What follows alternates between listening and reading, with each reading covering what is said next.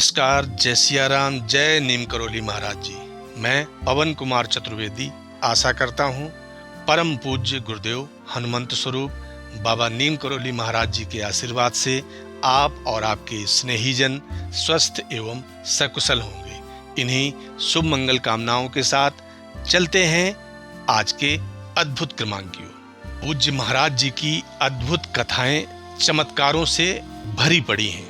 पूज्य महाराज जी जिस तरह से शरीर रहते हुए अपने भक्तों के दुख दर्द दूर करते थे और उनके कष्टों का हरण करते थे, ठीक उसी तरह से आज भी पूज्य महाराज जी सूक्ष्म शरीर से अपने भक्तों के दुख दर्द दूर करते हैं, उनके कष्टों का हरण भी करते हैं। वैसे तो महाराज जी ने 11 सितंबर 1973 को महासमाधि ले ली थी और अपना स्थूल शरीर छोड़ दिया था, लेकिन महाराज जी की महासमाधि के बाद भी बहुत सारी अद्भुत चमत्कारिक कथाएं हैं। उन्हीं कथाओं में से एक घटनाक्रम की ओर आप सभी को ले चलता हूं। दिल्ली से एक समृद्धशाली धनी परिवार गर्मियों की छुट्टियां बिताने के लिए जून के महीने में वर्ष 1982 में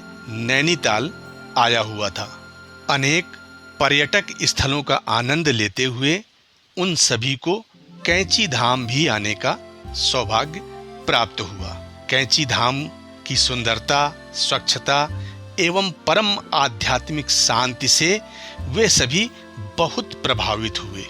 तभी उस परिवार ने देखा नदी के उस पार लकड़ियों से भरा हुआ एक ट्रक खड़ा हुआ है और कुछ पुरुष, कुछ महिलाएं और साथ में कुछ छोटे छोटे बच्चे ट्रक से लकड़ियां लेते हुए पुल को पार करते हुए आश्रम की ओर आ रहे हैं और आश्रम में रख रहे हैं। ये सब देखकर इस पंजाबी परिवार का भी मन हुआ और वह पंजाबी परिवार इस कार्य में जुट गया।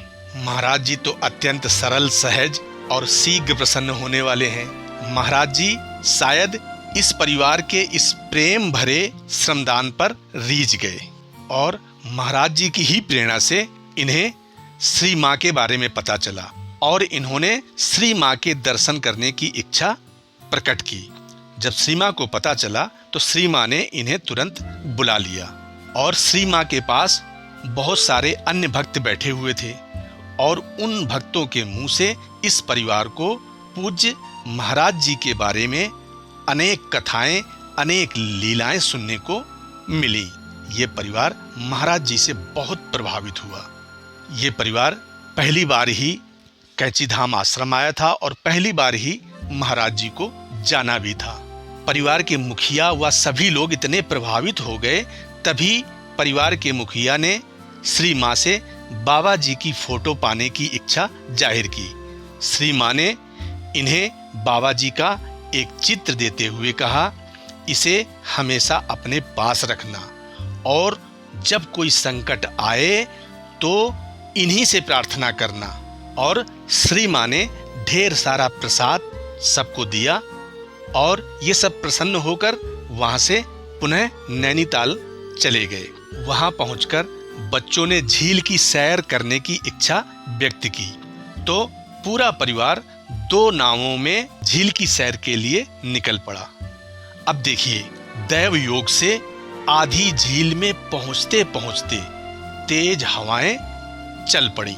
अब अन्य जो अनुभवी नाव वाले थे वो हवा के पहले झोंके के साथ ही बड़ी शीघ्रता से अपनी नावों को तट की ओर भगा ले गए और किनारे पहुंच भी गए। पर इनके जो नाविक थे वो युवा थे और वो इस आशा में थे कि हम जल्दी से तेजी से चलकर उस पार पहुंच जाएंगे और नावों को उस पार ले जाएंगे। लेकिन अचानक तभी क्षणों में हवाओं ने आंधी का रूप ले लिया, विकराल तूफान का रूप ले लिया और इनकी नावें बुरी तरह डगमगाने लगी। बड़ी बड़ी लहरों के थपेड़े इनकी ओर आने लगे और वर्षा भी प्रारंभ हो गई। कुछ जल भी उछलकर नावों में आना प्रारंभ हो गया। जो नाव के चलाने वाले थे उनके हाथों से पतवारें भी छूट गईं। अब मामला बहुत गंभीर हो गया था। अब ऐसा लग रहा था सभी को कि मृत्यु सामने खड़ी है और आज मृत्यु निश्चित है, सभी डूब जाएंगे। और उधर दूसरी ओर पर किनारे पर खड़ी जनता ये सारा दृश्य धड़कते हुए हृदय से देख रही थी। इधर परिवार के मुखिया को अपने को सपरिवार नष्ट होते देख अचानक महाराज जी के चित्र और साथ में श्री मां की हिदायत याद आ गई कि श्री मां ने कहा था कि जब कभी आप पर संकट आ जाए, आप संकट में हो, तो महाराज जी से प्रार्थना अवश्य करना।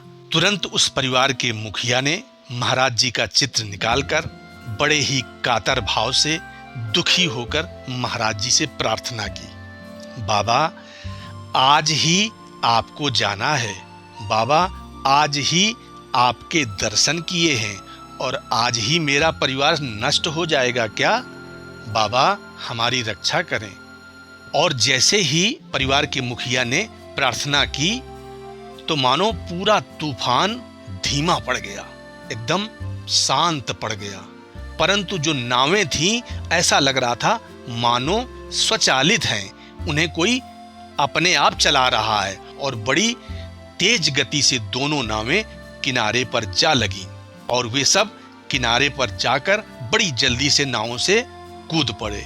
और सबके किनारे पर कूदते ही तूफान और वर्षा का वेग पुनः बढ़ गया। पूज्य महाराज जी ने प्रकृति को परिवार की रक्षा हेतु उतने क्षणों के लिए नियंत्रित कर दिया था। और इसीलिए कहा गया है कि दुर्गम काज जगत के जेते, सुगम अनुग्रह तुम्हारे तेते। और दूसरे दिन पुनः कैंची धाम आकर परिवार ने श्री मां को रो रो कर महाराज जी द्वारा अपनी रक्षा, अपने पुनर्जीवन की कहानी सुनाई। और इस पूरे परिवार को महाराज जी पर उस दिन से अटूट श्रद्धा और अटूट विश्वास हो गया। इसलिए जो महाराज जी का भक्त है, महाराज जी पर विश्वास करता है, तो महाराज जी जैसे पहले सशरीर रहते हुए अपने भक्तों की रक्षा करते थे, महाराज जी आज भी अपने भक्तों के दुख दर्द दूर करते हैं और उनके कष्टों को तुरंत हरते हैं। आज के क्रमांक को यहीं विराम देते हैं और मिलते हैं अगले क्रमांक में। तब तक के लिए विदा लेते हैं। नमस्कार। जय सिया राम। जय नीम करौली महाराज जी।